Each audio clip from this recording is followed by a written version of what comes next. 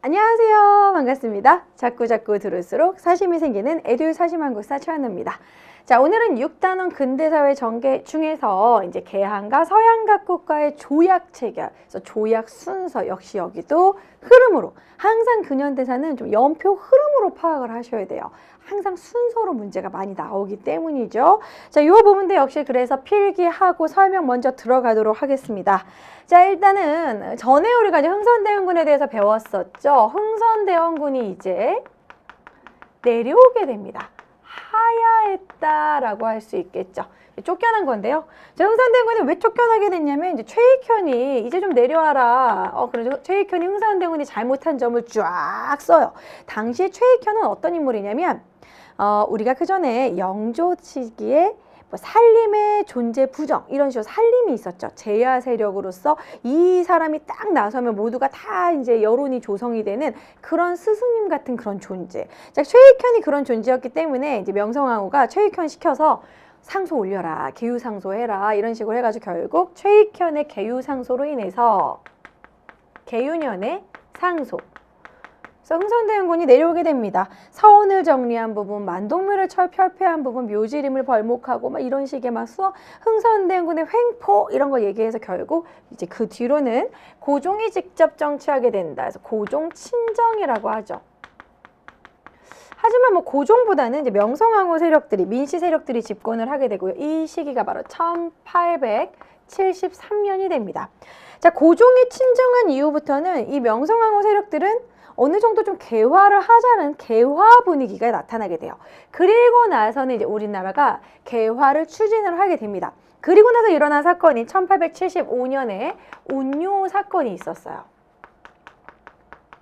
그래서 운요 사건 같은 경우에는 운요가 강화도에 쳐들어와서 찝쩍찝쩍 거리는 거예요. 그래서 니네 뭐야? 그랬더니 나 해안 측량 좀 해보려고 이런 식으로 이렇게 막 어족 자원 같은 거 탐사하려고 한다 주고 가라 하고 빵 우리가 먼저 쐈더니 니네가 먼저 쐈어. 오히려 막 빠바바바바 한포 외교라고 하죠. 걔네들이 막 군사적으로 우리나라를 아예 초토화시켰어요. 그래서 결국 우리가 더 당한 게 많은데도 불구하고 우리가 먼저 쐈다는 이유만으로 조약을 맺게 됩니다. 약간 강제적인 조약을 맺게 되는 거죠. 그래서 운요가 강화도에 침투하게 되고 이때 운요가 초지진, 영종도 여기를 막 습격하고 약탈하게 돼요. 그래서 이 사건으로 운요 사건으로 인해서 자연스럽게 강화도 조약으로 이어지는 겁니다. 다른 말로는 조일수조교 이렇게 말하기도 하죠. 선생님 연도는 참고로 써드릴게요. 1875년이고 우리가 강화도 조약은 1876년입니다. 그래서 요거는 조금 중요한 연도다라고 할 수 있어요. 자, 강화도 조약은 우리나라의 그 내용을 보면 우리나라가 처음으로 문호 개방을 하게 됐고 처음으로 근대적인 조약을 맺었지만 하지만 불평등 조약이었고 하필 일본에게 문을 열게 된다. 사실 일본이 이렇게 한 스토리는 지네들이 미국한테 그대로 당한 거 우리한테 복수한 거예요. 그 전에 이제 일본도 이제 일본하고 그런 미국과 이제 통상조약을 맺게 되거든요. 이것은 미일 화친조약, 미일 수통상조약 이렇게 말을 하는데 미국 같은 경우에는 페리 제독이 이 페리오를 가지고 와가지고 검은 흑선이 막 와가지고 일본이 니네 오지 마라고 먼저 이렇게 지원 사격 약간 좀 가라 이런 식으로 한번 빵 쐈잖아요. 근데 미국이 완전 초토화시켜서 그런 식으로 손들고 그렇게 외교를 하게 되거든요. 그런 식으로 거대한 전함을 갖고 와서 불안하게 하고 무섭게 하고 괜히 찝쩍거리다가 먼저 한번 빵 쏘면 이 쌍방이야 이런 느낌으로 막 한포를 막 쏘는 그러한 외교를 한포 외교라고 하고 이러한 스토리는 영국도 그런 식으로 이제 중국을 문호 개방시켰고 미국도 그렇고 일본도 이렇게 당한 만큼 우리나라 그대로 써먹은 거예요. 그게 바로 운요 사건인 겁니다. 그래서 강화도 조약은 방금도 얘기했지만 최초의 근대적 하지만 불평등 조약이다. 그래서 이 내용은 여러분 교재에 강화도 조약의 내용이 쫙 써 있을 거예요. 거기서 이 두 가지를 찾으시면 됩니다. 왜 불평등이냐? 두 가지. 바로 이 치외법권이 있어요. 치외법권, 다른 말로 영사재판권이라고 하는데 일본인이 우리나라 항구, 오픈한 항구 인천에서 범죄를 저질렀어. 누군가를 살인했다든지 도둑질을 했다. 그러면 당연히 우리나라 땅에서 잘못한 거니까 우리가 처벌을 해야 되는 거잖아요. 그런데 일본 영사관에서 재판을 한다. 그러니까 일본의 법으로 재판한다. 그러니까 자국민 보호하겠다는 소리예요. 하지만 우리나라 입장에서 어때요? 불평등하죠. 그러니까 우리가 이런 식의 치외법권은 미국이랑 가장 늦게까지 있었거든요. 소파 협정 때. 그래서 우리가 2000년 초인가 아무튼 미선이 효순이 사건 장갑차 사건이 있을 때도 그 미군이 장갑차 끌고 가가지고 두 여중생이 죽었잖아요. 잔인하게. 근데 이제 어쨌든 안 보였다, 시야에 안 보였다. 그 군대 공무 집행 중이어가지고 어쩔 수 없었다는 식으로 해가지고 무죄가 나왔단 말이에요. 그럼 미국인이 재판했어요. 그런 식으로 이런 게 치외법권입니다. 이제 불평등하다고 할 수 있겠죠. 그리고 우리나라 해안선을 마음껏 측량해도 좋다라는 해안 측량권이 있었어요. 이것도 아주 위험한 거죠. 우리나라 해안선을 측량해서 지네들이 나중에 군사적으로 써먹겠다는 겁니다. 그래서 우리나라의 침투를 어느 정도는 염두에 둔 부분이다. 그래서 두 가지, 이 치외법권, 해안 측량권, 이렇게 불평등 조약의 내용이라는 거 알아두시면 되겠습니다. 자, 이런 식으로 이제 강화도 조약을 맺고 나서는 우리도 외국 가가지고 뭔가 배워오자라고 수신사를 2번 파견을 하는데요. 1차 수신사, 2차 수신사를 기억하시면 됩니다. 자, 1차 수신사 같은 경우는 같은 해에 1876년에 파견을 하게 돼요. 여기는 뒤에 연도만 써볼게요. 76년 그리고 2차 수신사는 1880년도에 수신사를 파견을 하게 되는데 이 1차 수신사 같은 경우에는 김기수가 파견을 하게 됩니다. 김기수. 자, 수신사 김기수. 수신사 김기수 이렇게 연결해서 수수. 자, 그 다음에 2차 수신사 같은 경우에는 또 김씨인데 김홍집이 가게 되는데요. 이때 김홍집이 2차 수신사로 일본에 가서 그 청나라 외교관에서 이제 황준센이 쓴 조선책략이라는 책을 딱 읽고 감명을 받고 우리나라에 가져오게 됩니다. 이 조선책략이라는 책이 아주 중요한데요. 김홍집이 조선책략을 유포하게 된다. 이 내용이 바로 무엇이냐면 이 조선을 지킬 수 있는 외교 방침, 책략. 중국은 책략가라는 말을 많이 써요. 책사. 이게 뭐냐면 우리가 사실 삼국지에서 유비가 이기게 된 건 다 뒤에서 책략을 누가 써줬기 때문에 누가 써줘서 다 제갈량 때문이잖아요. 제갈공명이 막 이런 식으로 막 책략을 써서 이런 식의 책략으로 이렇게 전쟁을 이기고 그런 걸 되게 좋아하거든요. 중국은 외교 책략. 러시아가 막 내려오는데 이 러시아를 막을 수 있는 우리 아시아의 책략은 무엇이냐? 그러면 조선은 일단은 중국이랑 친해야 된다. 친중국. 원래 친했던 거 친중국하고 그리고 이제 일본하고도 연결해라. 결일본. 그리고 이제 외국 서양 세력들 중에서는 영토의 욕심이 없고 가장 젠틀한 국가가 미국이다. 왜냐하면 중국은 영국을 싫어해요. 아편 전쟁 당했잖아. 영국도 싫고 독일한테도 이권을 빼앗겨서 독일도 싫고 프랑스도 싫어.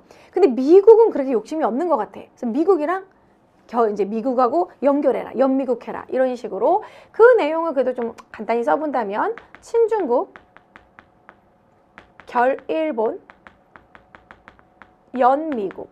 미국과 외교해야 된다는 소리예요. 연미국. 자, 이런 식으로 러시아의 남하를 막기 위해서 러시아의 남하를 견제하기 위해서는 이 세 가지 친중국, 결일본, 연미국 해야 된다. 여기서 이 연미국 요 포인트 요거 때문에 결국 우리가 이제 최초로 서양과 수교를 맺은 게 미국입니다. 이게 원인이 되기 때문에 아주 중요해요. 요거와 연결해서 충분히 출제될 수 있어요. 그래서 어쨌든 이 김홍집의 요 연미국 요거 때문에 이 원인으로 우리가 조미수 통상조약을 맺게 됩니다. 서양 국가하고는 최초로 미국이랑 맺게 된다는 거죠. 조미수, 미국. 자, 그럼 조미수 통상조약의 내용은 무엇이었냐? 이제 서양과 맺은 최초의 조약이다라는 것과 기억해줘야 될 건 좀 또 역시 불평등 조약인데요. 최혜국 대우라는 게 있었어요. 이건 무엇이냐? 미국이 무조건 이 이후로 우리나라 이후로 미국 다음에 영국이랑 뭐 독일이랑 프랑스랑 맺었을 때 되게 좋은 조약의 내용이 있다? 우리는 자동 적용이 된다. 우리는 무조건 어떤 나라랑 조약을 맺든지 최고의 혜택을 받는 국가로 자동 적용된다. 완전 차운 거죠. 그러니까 이거 불평등한 거죠. 최혜국 대우를 해줘라. 자, 그리고 또한 또 무슨 내용이 있었냐면 또 역시 치외법권이 있었어요. 미국인이 잘못하면 미국 영상을 재판한다. 자국민 보호 조항. 이런 식으로 역시나 불평등 조약이었다. 자, 그리고 나서 여기에 또 중간에 빅 사건이 하나 일어나는데요. 이거는 우리가 다음 시간에 배울 거지만 이 중간에 이모곤란이 있었어요. 자, 이모곤란이 1882년에 일어나게 됩니다. 요거 모두 조미소 통상조약부터 다 1882년이에요. 자, 이모곤란은 구식군인들이 신식군인 별기군한테 너무 차별을 받고 일단은 급료를 못 받았어요. 거의 13개월 동안 1년 1개월 정도 못 받았는데 거기에 쌀을 준 거에 막 썩은 쌀에 막 흙 들어있고 그리고 먹을 걸로 장난치냐 으아 열받는다 해서 반란을 일으켰는데 그때 사실 명성황후를 죽이려고 그랬거든요. 근데 명성황후가 도망을 가서 청나라한테 SOS 청해가지고 청나라 군대가 들어오게 됩니다. 그럼 청나라 군대에 의해서 이 구식군인들의 반란이 진압이 됐어요. 그럼 어떻게? 청이 이 기회에 내정 간섭을 더 강하게 하는 거지. 이런 식으로 해가지고 이 시기에 딱 조선을 속국으로 만들자. 이러면서 청이 간섭을 하게 되면서 맺은 것이 조청, 이 말이 좀 길고 어렵습니다. 조청 상민 수륙 무역장정이에요. 조청 상민 수륙 무역장정. 이것은 무엇이냐?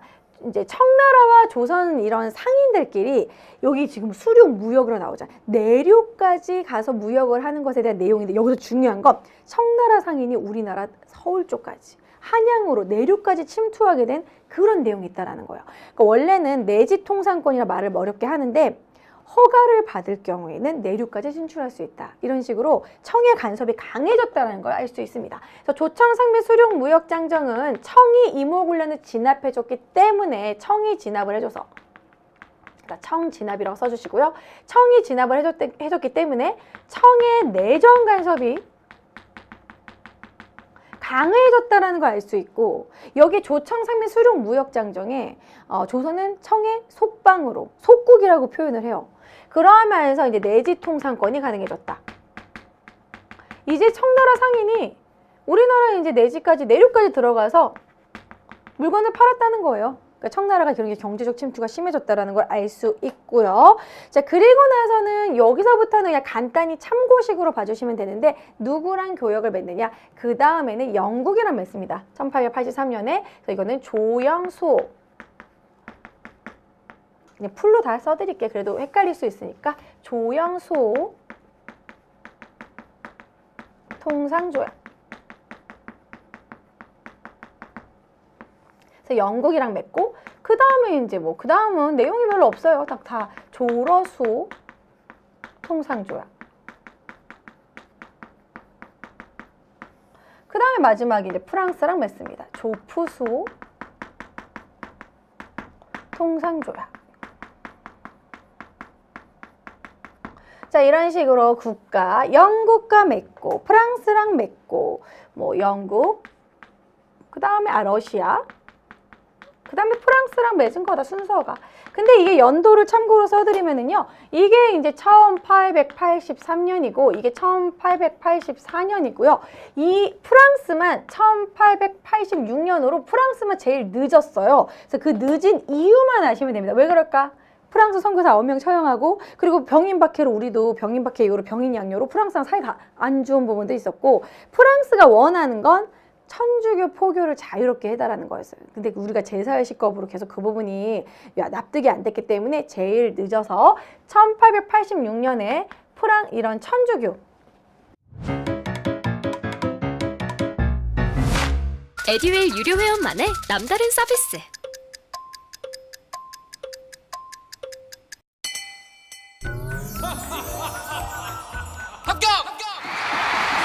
합격하고 돈도 받는 혜택. 오직 에듀윌 유료 회원에게만. 에듀윌. 무료 합격! 천주교의 포교를 이제 자유롭게 허용한 부분 때문에 늦어졌다라고 봐주시면 되겠어요. 자, 그렇게 봐주시면 되고 연도는 이 정도 정리됐고 그리고 하나 더 추가로 한다면 이것도 다 나중에 지금 복습하면서 다 나중에 나올 것들인데 조미소 통상조약을 1882년에 맺고 그리고 우리가 미국으로 처음으로 갑니다. 사절단이. 그게 보빙사예요. 그러니까 이제 조약을 맺은 것에 대해서 인사를 간다, 조빙한다라는 것이 이제 방문한다는 거거든요. 우리가 답해서 방문을 간다. 갚을 보답을 하는 방문이다. 이런 식의 느낌으로 보비행사인데요. 보비행사를 1883년에 보내게 됩니다. 그래서 이 보빙사에 파견해서 미국에 가서 여러 가지 문물을 배우고 오는데 참 재밌는 에피소드가 되게 많아요. 이 보빙사로 파견된 뭐 박정양도 보빙사로 갔었고, 특히 이 보빙사에 간 이 육일주는 보빙사로 갔다가 미국에서 바로 돌아오지 않고 유럽을 쫙 돌고 와요. 그래서 유럽에 대해서 보고 온 서유견문을 남기게 됩니다. 그래서 이제 보빙사 파견된 사람들이 미국에 가서 미국 아서 대통령을 만났는데 큰 절을 3번을 하니까 사람들이 막 왜 절을 하냐고. 원래 우리나라는 다른 나라 왕을 만나면 꼭 3번 절했거든요. 그래서 3번 절한 부분도 약간 좀 웃긴 부분이었고, 엘리베이터를 처음 타보고 충격을 먹고, 그리고 이런 미국의 무도회 문화 있잖아요. 파티 문화에 아니 여자들이 다 저고리를 벗고 춤을 추고 되게 좀 문화 충격을 많이 받았던 이런 보빙사를 파견을 했다. 보빙사 중에 특히 육일주는 서유견문이라는 서양을 쭉 보고 온 서유견문을 남겼다라는 거. 그래서 그 정도만 진짜 중요한 내용 한번 적어봤는데요. 다시 한번 봅시다. 자, 흥선대원이 1873년에 내려와요. 그리고 나서는 고종을 친정하면서 이때 약간 점차 개화 분위기로 가는 거죠. 그래서 받아들이려는 분위기에서 일본이 운요 사건을 일으켰고, 그래서 강화도 조약을 맺게 됩니다. 그래서 강화도 조약 자체가 중요해요. 최초의 근대적 불평등 조약, 불평등한 거 2가지, 치외법권, 외국인의 법으로 통치받는다. 외국인의 법으로 재판받는다는 소리죠. 그러니까 다른 나라, 일본 사람이 우리나라 와서 잘못냈는데도 일본 관원이 재판한다는 소리죠. 치외법권, 그리고 해안 측량권, 요 2개 반드시 암기. 그리고 나서는 이제 우리가 일본과 강화도 조약 맺었으니까 일본의 수신사를 파견을 하게 돼요. 수신사는 그 전에 이름이 통신사였던 거. 통신사 파견했잖아요. 그 이름이 수신사로 바뀐 것 뿐입니다. 그래서 1차 수신사 김기수를 파견하고 76년에, 그리고 나서 80년에 2차 수신사 김홍집을 파견하는데, 김홍집이 바로 조선 책략을 가져오게 되죠. 이 중국인 황준센이 쓴 조선 책략으로 러시아 남하를 견제하기 위해서 중국과 친하고 일본과 연결하고 또 역시 미국과도 교류해야 된다. 그래서 요것 때문에 미국과 수호 통상조약을 맺게 되고, 이 내용에도 최혜국, 치외법권 들어간 불평등 조약이었다. 조미소 통상조약 맺고 나서 미국에 보낸 게 보빙사라는 거죠. 보빙사 미국에 파견을 했고, 이때 미국의 여러 가지 문물을 배워왔다. 자, 그리고 나서 이제 이모군란이 이 중간에 일어나는데요. 이 99인들을 이제 막 진압을 하는데, 청나라 군대가 와서 진압을 했기 때문에 청의 내정 간섭이 강해진 게 바로 조청 상민 수륙 무역장정. 청이죠, 조청. 그래서 내지 통상권, 우리나라 이제 내륙까지 한양으로 가서 청나라 상인이 물건을 팔게 됐다. 자, 그리고 나서는 영국이랑 맺는다. 영국이랑 맺고, 러시아랑 맺고, 프랑스랑 맺은 게 늦었던 이유는 천주교 포교 허용 때문이다. 이런 식으로 순서만 잡으시면 됩니다. 사실 여기서는 강화도 조약이 중요하고요. 조미소 통상조약과 조청 상민 수륙 무역장정에서 거의 문제가 나와요. 나머지는 그 다음에 프랑스가 제일 마지막이라는 것만 기억하시면 됩니다. 연도까지는 외우실 필요 없어요. 조청상민 수륙 무역장정이 왜 일어나게 된 건지, 이모군란 이후고, 그 내용은 청의 내정 간섭이 강해지고 내지까지 들어가게 된 내지 통상권. 그거 반드시 기억하시면 되겠습니다. 자, 그럼 필기 여러분 마무리하시고 다 쫙 쓰시고요. 한번 우리 교재 보고 정리해 보도록 할게요.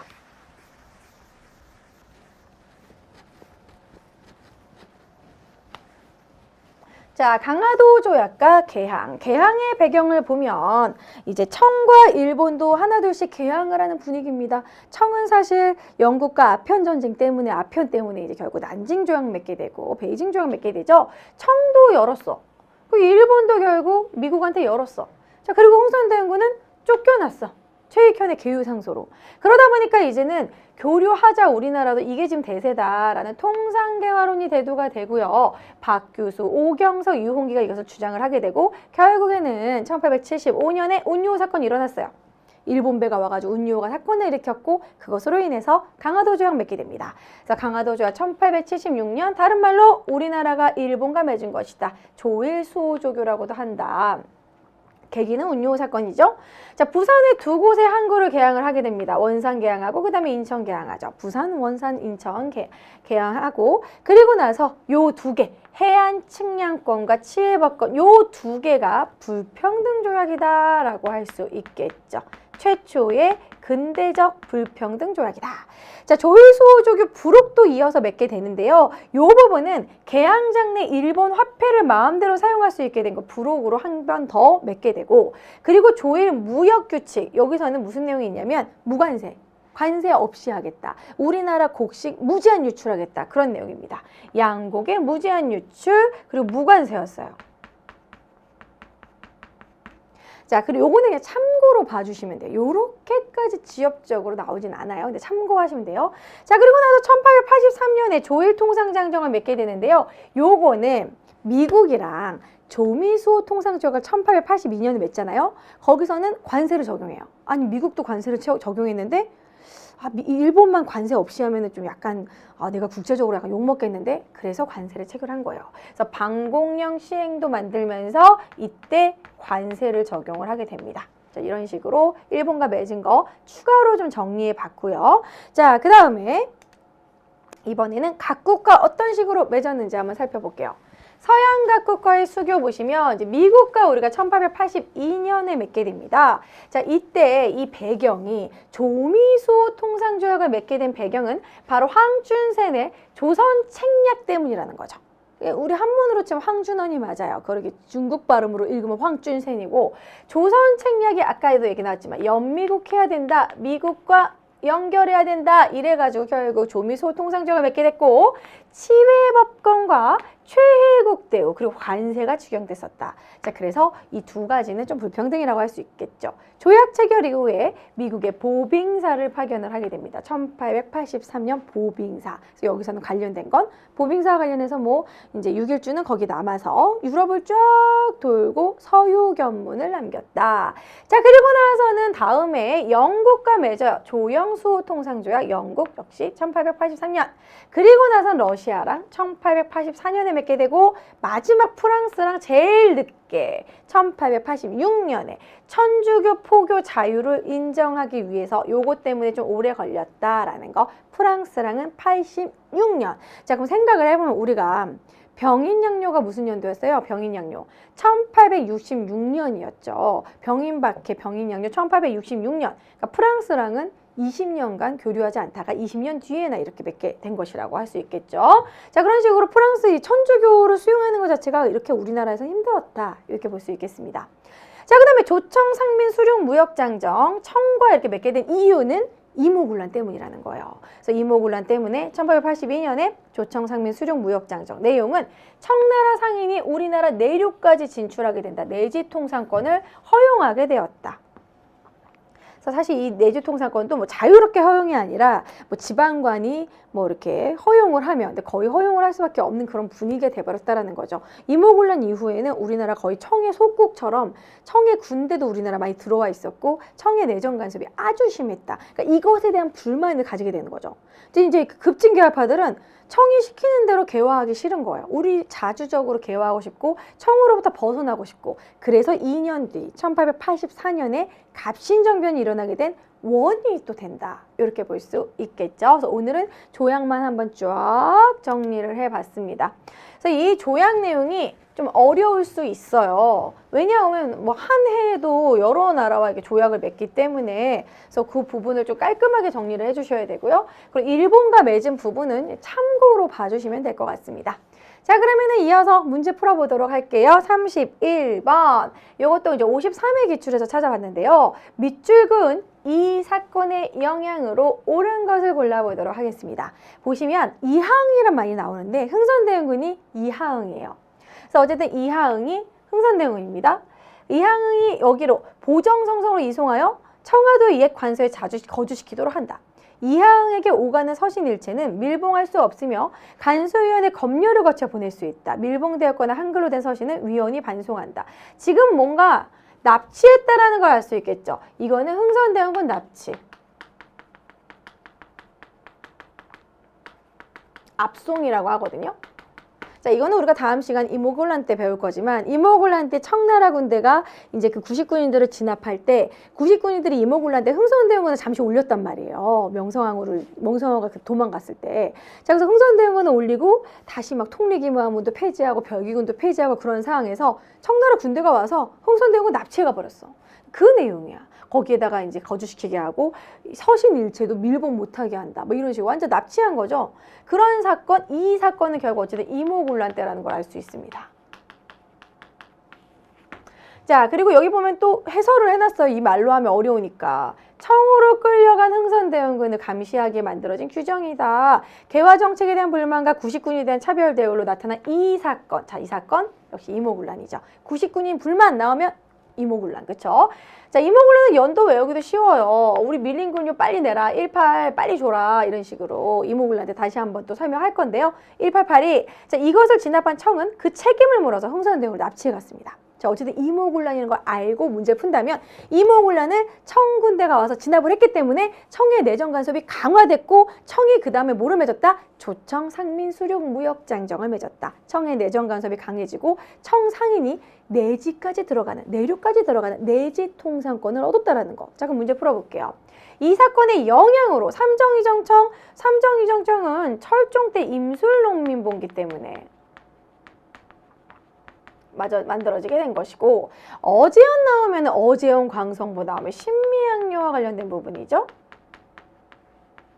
자, 종로와 전국 각지에 척합의가 세워졌다. 이것도 신미양요 이후. 자, 그다음 조청상민 수륙 무역장정, 요것이 답이 되겠죠. 4번이 이것이 답이 됩니다.